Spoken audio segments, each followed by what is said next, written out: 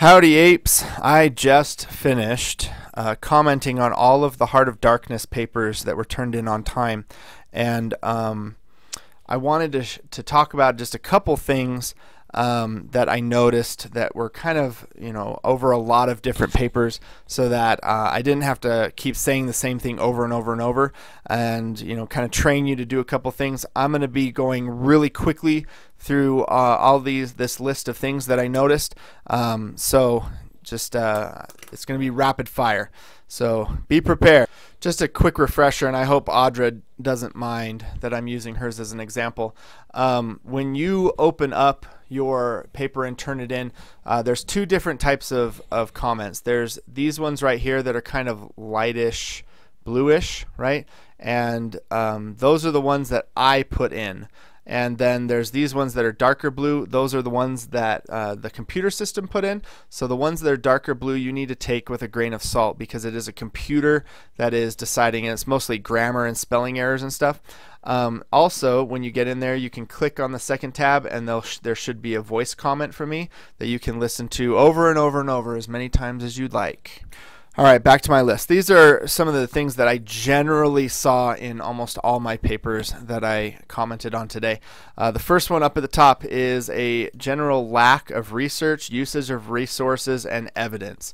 So the biggest problem is a lack of credibility. You guys are seniors in high school, and because you are seniors in high school and not literary experts, literary theorists, experts in psychology or whatever, you are not credible when you say things, right? It's going to get better, ladies and gentlemen. It will get. You will become an expert in something, and then people will believe you. But right now, no one does. So you have to use your resources to prove your point. So on almost every single paper, I needed to see more quotes from Heart of Darkness. I needed to see more quotes from the outside research that you did. That means those library books that I got and those databases that I linked up in Schoology. That's why I did all that work for you, so that you would be able to be credible when you are trying to prove your point in your paper. And that's one of the things that I need to see as it's on your rubric. I'm going to be grading on whether you're using your resources.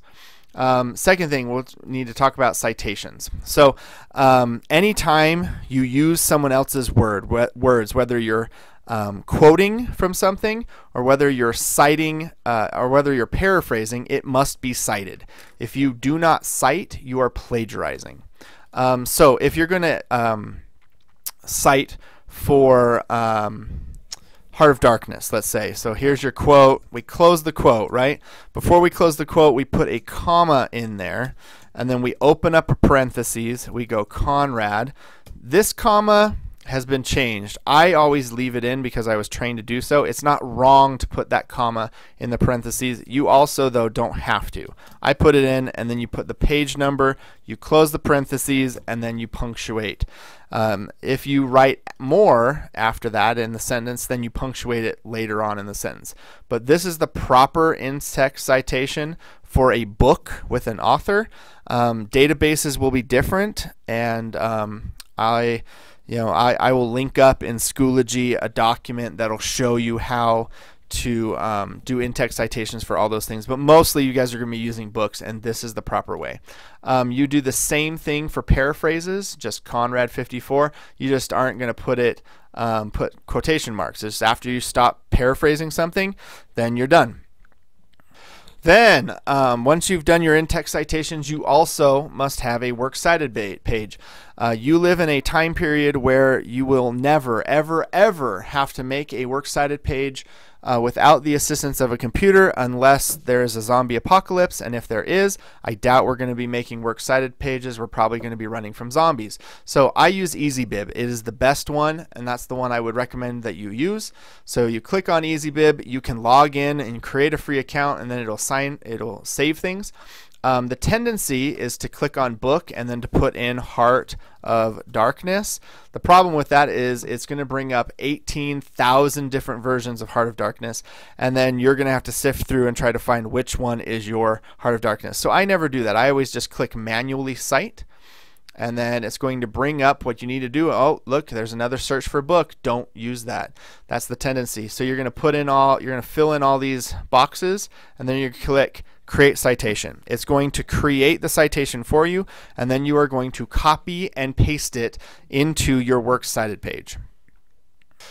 Works Cited pages need to be the last page of your document, and they need to be on a page all by itself. Back in the old days when we were actually printing out documents, some teachers would say, oh, just leave it on the last page of your text because we're trying to save trees. We don't care about digital trees. Kill them all, burn them down, right? There's no reason to save paper because you're not printing your paper out. It's totally digital, so put it on a separate sheet of paper. There are several people who in their paper they would start their analysis by using the phrase "this quote shows us," or as you can see from this quote, that is not a college level. Don't use that phrase. It's not professional. You can come up with better phrases. You can say things like Conrad shows us, or I mean just use the author's last name and it'll be much better. We have to have a creative title, right? And if we remember from the mentor text, we have in the title a colon. So we have the creative bit, right? And then a colon, and then the informational bit. So you know, you could do whatever your creative bit is, and then you do the colon, and it is a biographical look or biographical reading of Heart of Darkness. Now, this is a good time to come down to this one. Since 2011, MLA has changed the title requirements. They used to have all these different title requirements that if it was a poem, you put it in quotation marks. If it was a book, you underlined it. The reason they had that is a lot of people didn't have word processors in their homes. Now everybody does. So the rule is now that all titles are italicized. Doesn't matter what it is title for, everything is italicized.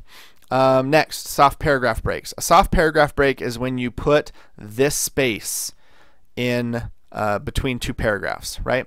And what this means in writing is that you are going in a totally different direction, and this paragraph is not connected to this paragraph. That is not the case in your papers. So I should not see any soft paragraph breaks. No one is doing two topics in their paper. It's all just one. So all of your writing, when you have paragraphs, should touch like this, and then to show that you have a new paragraph, you tab it in, right? Use that tab key. Quote sandwiches. I like sandwiches. Do you like sandwiches? I bet you do. And in a sandwich, you need to have bread and you need to have meat, right? That's how sandwiches are. We need bread and meat. So quotes are the same way. We need bread and then we need meat. So our first piece of bread in our quote sandwich is to prep the quote. Our meat, right, is the quote itself. So I call it deliver the quote. Then we have a little mustard. You got to have a little mustard or something, and that's the citation. And then the final bit is analyze the quote. And this part of the quote sandwich is way bigger than this part. This bread is like 3 times the size of prep the quote. This is not just a good writing technique for freshmen. I teach this to all of my students. You should be using quote sandwiches. In your introduction, you should be introducing your lens. So if you're using the psychological lens, you should discuss what the psychological lens is and introduce the reader to it, just like you should be introducing the book.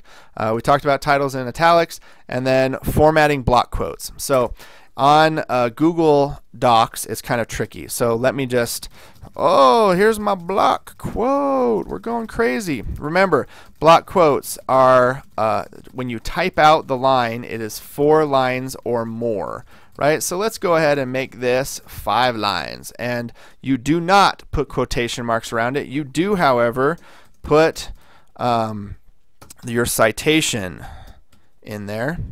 And then when you're going to tab it in, it all needs to be tabbed in. And so when I tab this line in, it screws everything up, right? And the reason that is it's like, oh, you just want to tab in the first line. No, I don't. I want to tab in the whole thing. So you have to trick it into doing that. So you tab in this first line, then on this line you hit enter. and it's going to tab it in because it isolates that line all by itself on the computer, and then you can tab it in.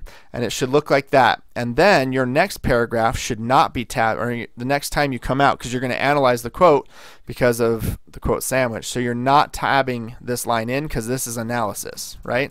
And it should look like this. So this is the prep. Oh my goodness. This is the prep right here. This is the quote, and this is our analysis, and we have our citation, right? Apes, if you have any questions, if you need help, please come in and sit down with me during some time, and we will talk about your essay, and I can give you the help that you need. Don't leave it to the very last minute. This is a very important paper. Yes, it's been difficult because we have not had computers, and I haven't been able to sit by you and help you with the writing process and stuff like that. It was kind of rapid fire. But please do your very best work on this essay and fix these little things. And we'll talk to you later. Bye, apes.